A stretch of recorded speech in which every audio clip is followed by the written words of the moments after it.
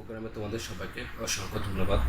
Loop স্টেটমেন্টে আজ আমরা যেটা দেখব সেটা হচ্ছে ফর লুপ, হুইল লুপ এবং ডু হুইল লুপ। তবে এখানে মানগুলো হচ্ছে স্বাভাবিকভাবে নেই, এখানে আছে প্রতিটার উপরে মান স্কোয়ার দেওয়া আছে।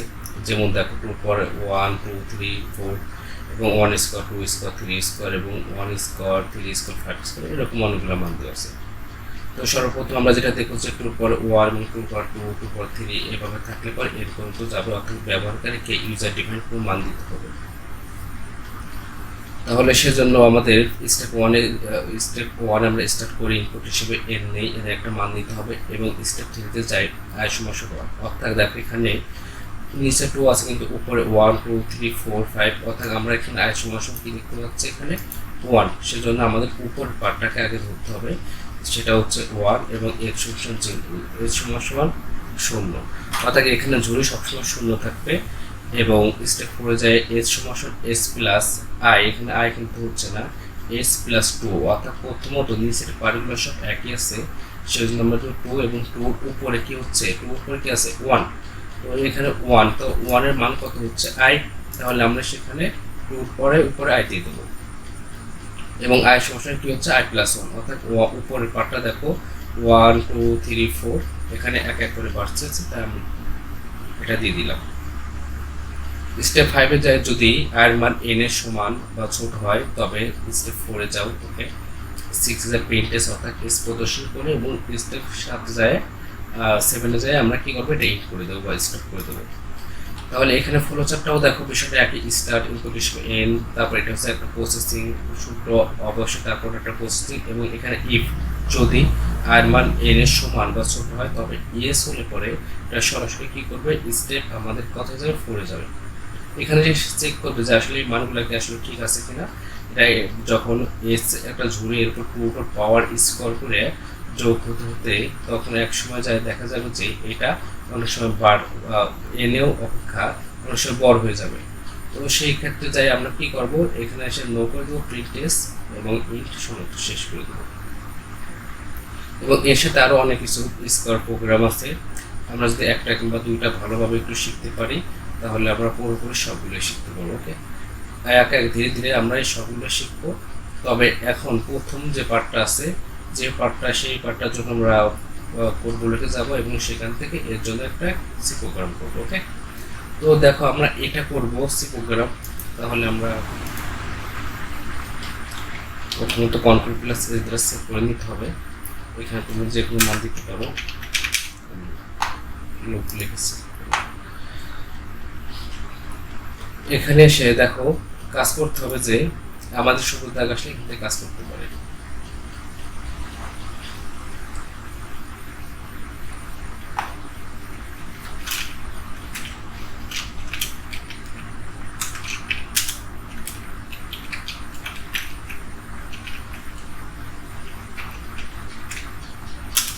hash include st.h header file new.h দিলাম, এবং আমরা জানি ইন্টিজার মেইন ফাংশনে কি হয়, শূন্য।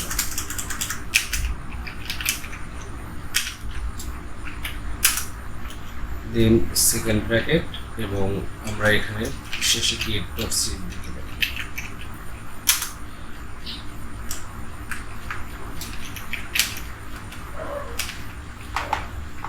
তাহলে আমাদের ফাংশনটা শুরু হয়ে গেল। তাহলে এখানে আমরা দেখি স্টার্ট 1 আছে, তাহলে আমরা এখানে বুঝতে পারি সর্বপ্রথম আমরা এখানে একটা ইন্টিজার নাম্বার নেব। তো ইন্টিজার এখানে প্রথমত আমরা দেখতে পাচ্ছি কি আই সমস্যা কি আছে 1 আছে, তাহলে ইন্টিজার হচ্ছে আই এবং ব্যবহারকারী কোনো একটা মান দিতে হবে n। ওকে, এবং তারপরে দেখো এখানে একটা এস আছে, এস সমস্যা কি 0, তো এখানে হচ্ছে কোনো সংখ্যার মানের উপর স্কোয়ার আছে, তার মানে এটা হচ্ছে বড় একটা মান বসবে। বড় মান বসানোর জন্য আমাদের সর্বপ্রথম একটা ঝুড়ি নিতে হবে। তাহলে এখানে যেহেতু স্কোয়ার আছে অনেকগুলো মান বসবে, সেজন্য আমাদের ঝুড়িটাও কি হবে, অনেকটা বড় হবে। সেজন্য আমরা এখানে সর্বপ্রথম ইন্টিজার না দিয়ে আমরা এখানে লং ইন্টিজার নেব, যেটার দ্বারা বোঝা যায় বড় একটা ঝুড়ি কাজ করে। লং ইন্টিজার হচ্ছে আমরা কি নেব, এস। লং ইন্টিজার এস সমান কি 0।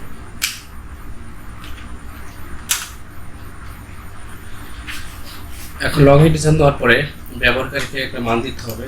সর্বপ্রথম আমরা একটা লিখে নিই যে প্রিন্ট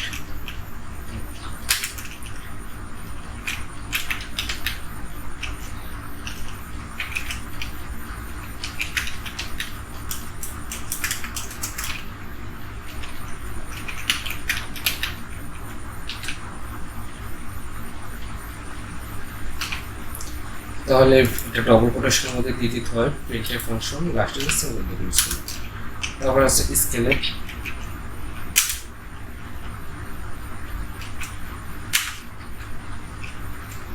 স্কেলেট ফাংশনের মধ্যে কারণ ব্যবহার করে কোনো একটা স্কেলেট মান দিতে হবে। ওকে, সেজন্য এখানে আমরা জানি এখানে ইন্টিজার নাম্বার হচ্ছে ডি এবং সাইডে আসে আমাদের একটা অ্যাম্পারস্যান্ড সাইন দিতে হয় এবং সেটা হচ্ছে কার মান দেবো, অ্যাম্পারস্যান্ড হচ্ছে আমি এখানে এন একটা মান দিতে চাই।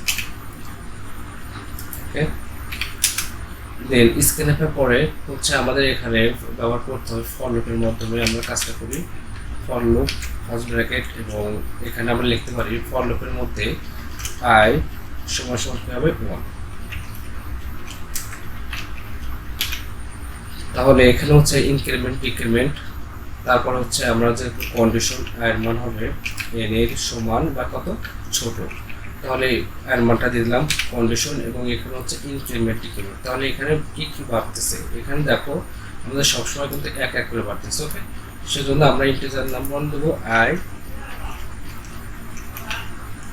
Plus plus.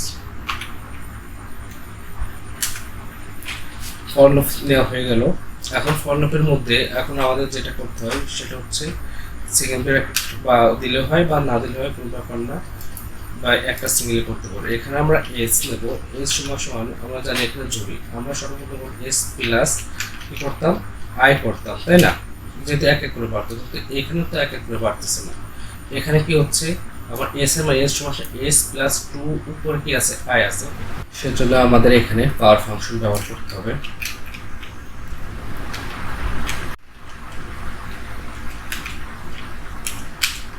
পাওয়ার ফাংশনের দেন এখানে হচ্ছে 2 উপরে আই ছিল, সেজন্য আমরা 2 কমা আই করব। 2 পরে আই করলে পরে এটা হচ্ছে 2 উপরে আই চলে যাবে। ওকে, এবং সেমিকোলনতে আমরা এটা ক্লোজ করে দেব, এটা পাওয়ার ফাংশন হয়ে গেল। ওকে, এবং তারপর আমরা এখানে কি হলো প্রিন্ট এফ দ্বারা কি করলাম এটাকে প্রিন্ট আউট করে দিলাম। ওকে, তাহলে এই হচ্ছে ফাংশন ম্যাথ শেষ। তাহলে এখানে আমি সবসময় মনে রাখবো যে এই পাওয়ার ব্যবহার করার জন্য এখানে অবশ্যই hash include math dot H এই ফাংশনটা ইউজ করতে হবে। যদি পাওয়ার না থাকে তাহলে ম্যাথ ডট এইচটা ব্যবহার করা দরকার নেই, শুধু স্টেডিয়াম পনেরো ইউজ করলে এটা হবে। তাহলে আমরা প্রোগ্রামটা রান করে দেখি। এখানে আমি একটা মান দেই, ধরো 20। তো দেখো যখন 20 দিলাম তখন এরপর স্কোয়ার করে মান হচ্ছে বিদায়, দেখো কতগুলো মান আছে প্রায় অনেক। হ্যাঁ, তো এর জন্য আমাদের হচ্ছে ঝুড়িটা একটু বড় দরকার হয়, সেই জন্য আমরা এখানে লং ইন্টিজার ব্যবহার করবো। শুধু এখানে ইন্টিজার ব্যবহার না করে আমরা এখানে শুধু কি করবো লং ইন্টিজার ব্যবহার করবো, যেখানে আমরা ব্যবহার করেছিলাম লং ইন্টিজার ই হচ্ছে তার কাজ। আর যদি পাওয়ার না থাকে তাহলে তুমি সরাসরি আই এন এবং ইনস্ট্রাকশন জিরো দিতে পারে। ওকে, ধন্যবাদ সবাইকে। যদি তোমাদের কাছে একটা রিকোয়েস্ট থেকে থাকে, যদি প্রোগ্রামটা ভালো লেগে থাকে এবং যদি উপকৃত হয়ে থাকো তাহলে লাইক কমেন্টস এবং সাবস্ক্রাইব করে রাখো।